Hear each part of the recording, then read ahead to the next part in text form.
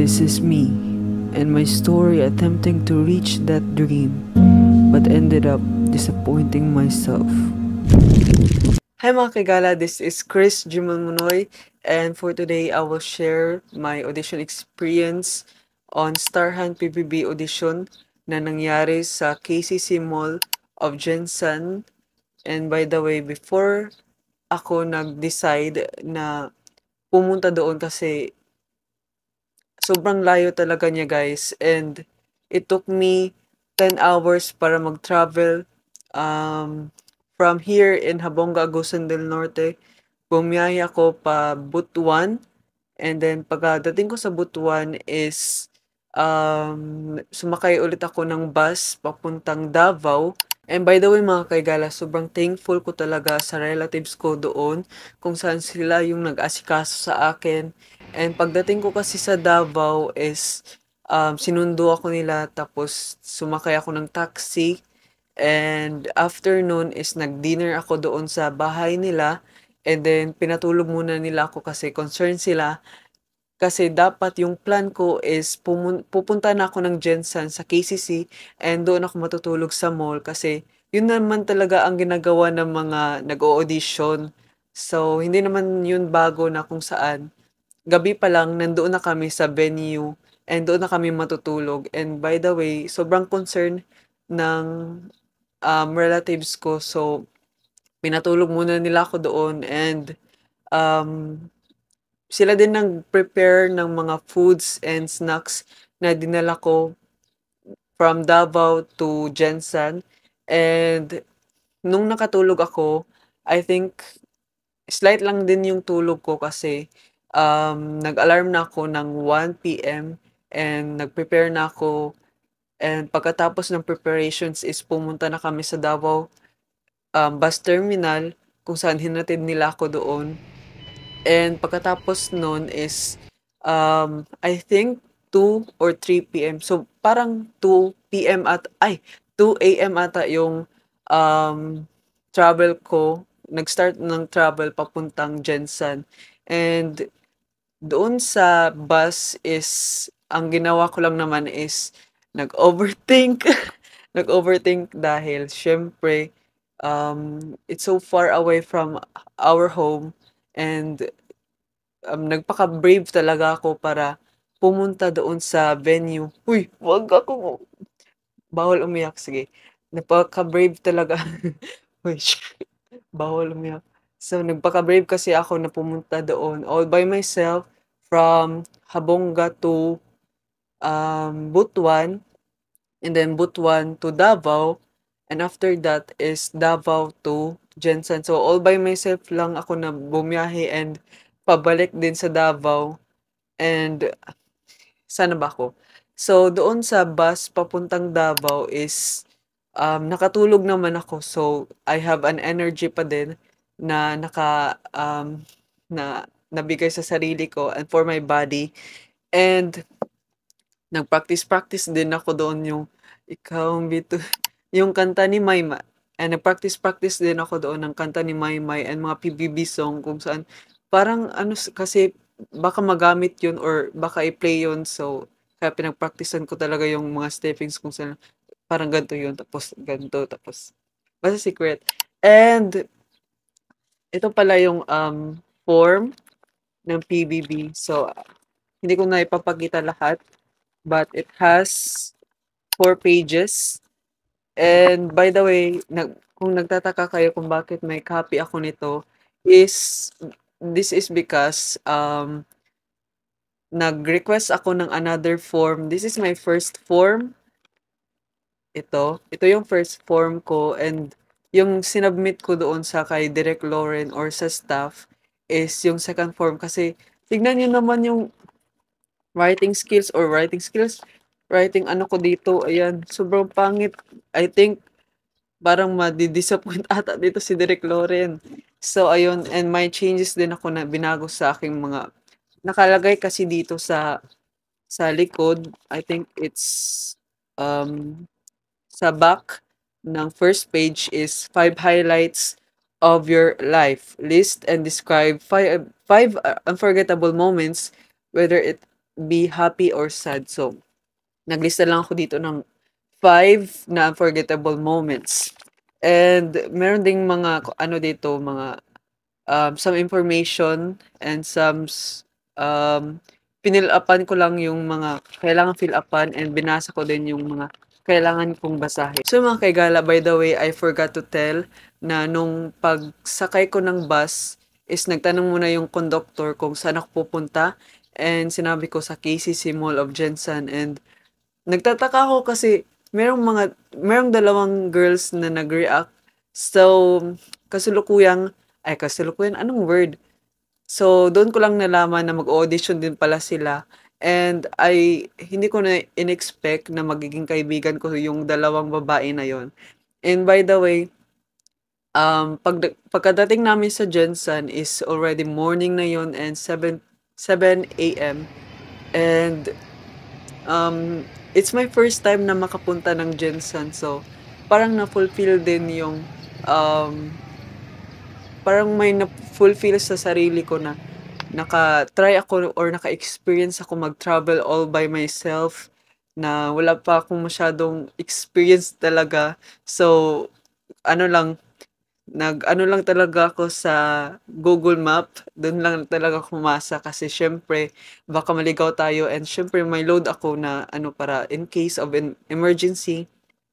And ayun, pagkadating namin sa Jensan, malapit-lapit lang talaga siya sa venue sa Veranza Mall. So, nag-stop over yung bus doon malapit lang talaga sa venue.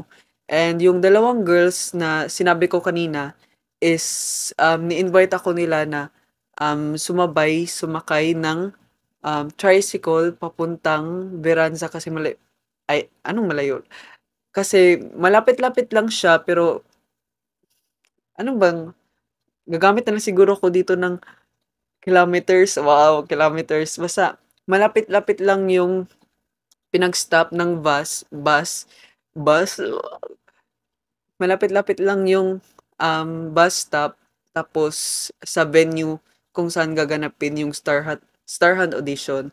And by the way mga kaigala, pagkadating namin doon sa venue, sabi ko, hala, sobrang dami, no? Sabi ko, ito na ba yun? Pwede na bang mag-back out kasi um, just a story time, back then, nag-audition na talaga din ako sa Star Hunt but suddenly, um, walang PBB doon. So, that's why nag-back out talaga ako. So, sabi ko, hala baka uulitin ko na mag-back out ulit ako ngayon.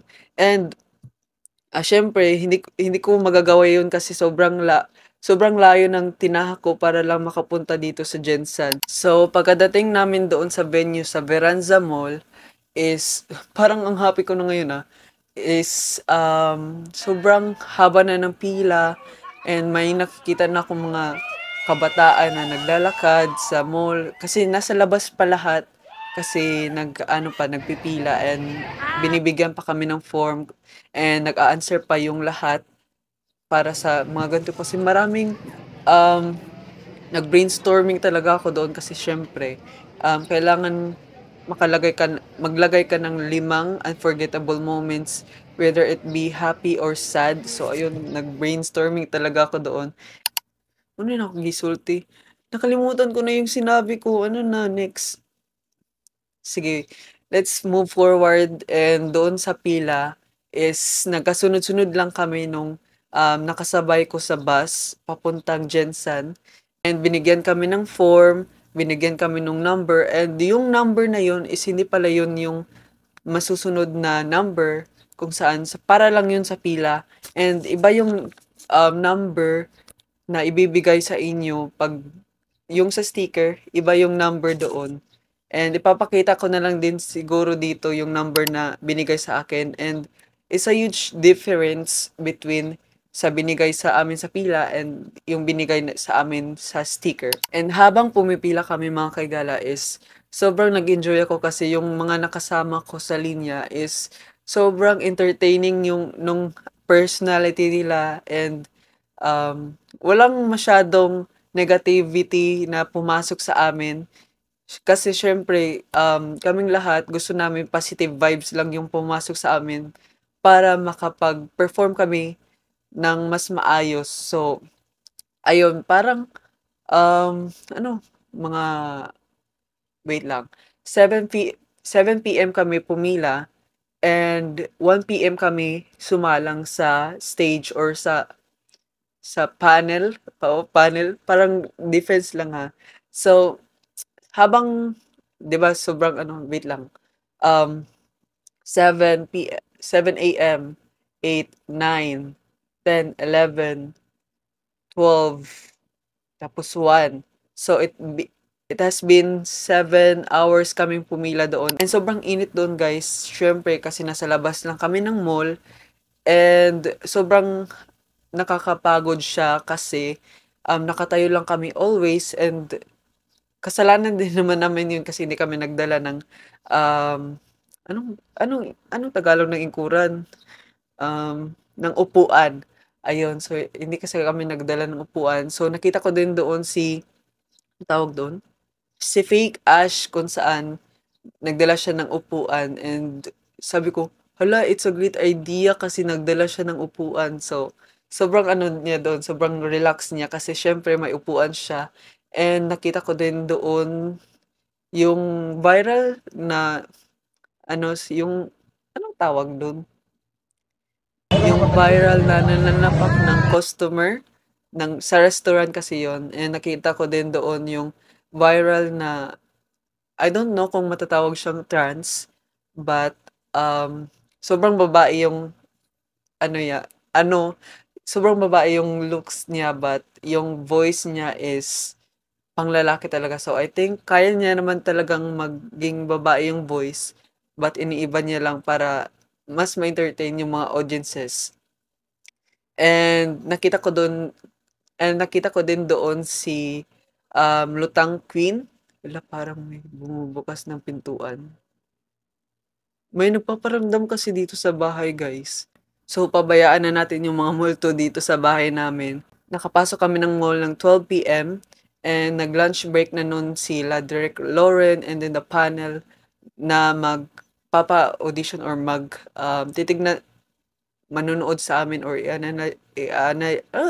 i-analyze kami doon. So, nakaupo na kami doon sa mga chairs na nilagay sa center and example, this is the chairs dito and dito yung table kung saan nandito sila Derek Lauren and dito yung mga nag-o-audition. And habang nakaupo kami sa upuan, wow, is nanonood kami ng mga nag-o-audition. So, grabe yung makareact yung ibang kasama ko or yung mga ka-seatmate ko kasi ang layo kasi ng mga sagot nila sa binigay na questions sa kanila. So, parang ano lang din kasi yung binigay sa akin na question is bakit? So, bakit ba yun? Oo, bakit? Ay, paano? Paano yung binigay sa akin yung na question? Sabi ni assistant ata ni Direk Lauren yun na dugtungan mo to, paano? So, syempre ako parang anong paano? Saan? 'Di ba? Syempre, pero mabilis din naman gumana yung utak ko, pero nakulangan ako sa sagot ko. And nung kami na yung sinalang is pinalagay muna yung mga bag namin doon sa gilid and then pinapunta kami doon sa may parang backstage tapos doon kami tapos naka-line na kami 10 person per row. Tapos total of 30 ata or 40 kasi 30 kasi 10 persons, 10 persons tapos kami yung pang third na row and parang yung sa first is hindi ko na maalala, wait lang. Parang nag-acting ata sila or questions din. And may possibility kasi guys na yung ibigay sa inyo na task or yung ipapagawa sa inyo is maybe dancing, acting, or Q&A, ano pa, Q&A, sayaw, kanta, ayan mga parang ano kasi bumabase sila sa humor mo. And by the way, sa mga gusto makakita ng number ko, ito yun, 9999. I don't know kung totoong number ko ba talaga 'to kasi sa linya or sa ano tawag dito, nung sa labas pa ako is nasa 3,000 lang ako pero pagkadating dito 99,999. So, maybe umabot kami ng 10,000 na mga nag-audition, I don't know. Pero sobrang dami talaga namin, guys. And you know mga kaigala, my realization doon is hindi man ako natanggap is meron namang meron naman akong na-stuck na memories kung saan parang mako-consider ko siyang may ano tawag dito, happiest memories kasi um, naka-experience ako bumiyay mag-isa so parang I feel the freedom and I able to to fight or pinursige ko talaga na pumunta doon kahit sobrang layo talaga. Kasi 'di ba sinabi ko sa inyo kanina na, bumiyaya ako ng 10 hours in total from our place, Habonga, Agusan del Norte to Jensan. So, naging brave talaga ako na pumunta doon para lang maabot ang aking pangarap and I know na hindi lang ako nag-iisa na gano'n din yung ginawa ko. So, meron kasing akong kasabay si Kuya Jay Troy, kung saan hindi ko talaga siya nakasabay papuntang Jinsan, pero kasabay ko siyang, nagplano.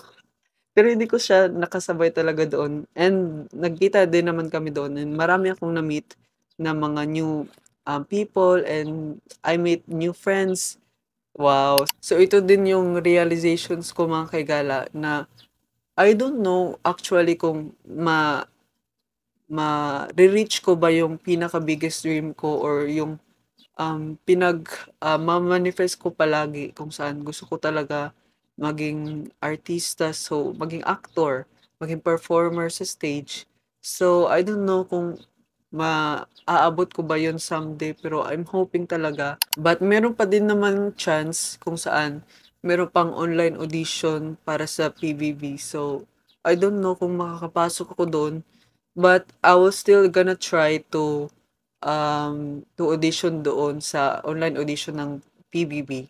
And I think that is all of my experiences. But ipapakita ko din sa inyo dito kung anong ginawa ko the after after going to Jensan and bumalik kasi ako ng Davao kasi actually meron pa talagang anong tawag dito, second day for the audition pero dahil nakulangan ako ng damit na dinala, umuwi muna ako ng Davao and pagdating ko sa Davao sabi ko, hala, kulang na yung, kulang na yung budget ko papuntang Jensan. So, sabi ko, hindi na lang siguro ako pupunta doon sa Jensan. But kung pumunta siguro ako ng Jensan, siguro naka-experience ako na maka-apak sa second level, third level, siguro gano'n. Kasi alam ko na yung gagawin. Pero ayun, maybe next time babawi tayo and yung reason ko talaga kung saan naging vlogger ako is para dito sa PBB or para matupad ang pangarap ko na maging actor and mag-add up ng mga new experiences and mga mas para mas ma-discover ako and para mas maka-unlock ako ng mga skills, gano'n.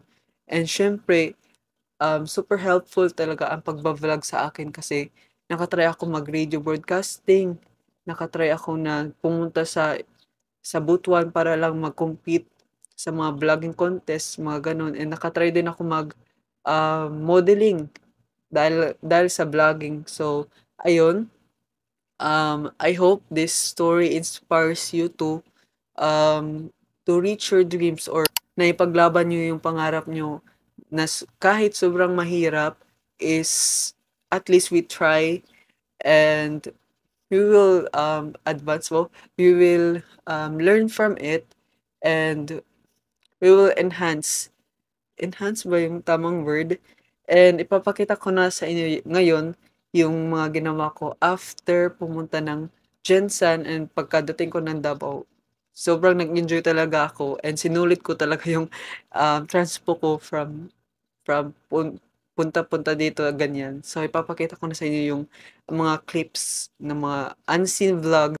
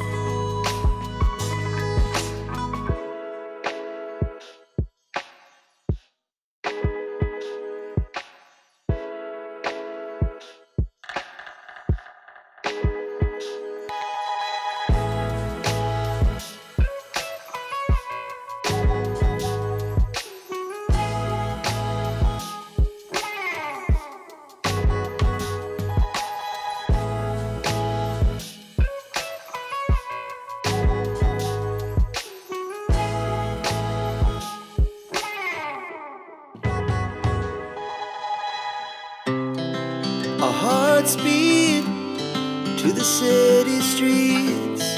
We began to feel the fire. We rise like tall buildings as the chemicals, they take us higher.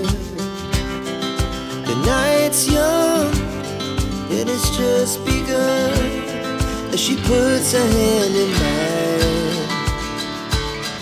We wanna chase the night, wanna dance to the light, pull the stars from the sky, just two hearts running wild. Never sleep,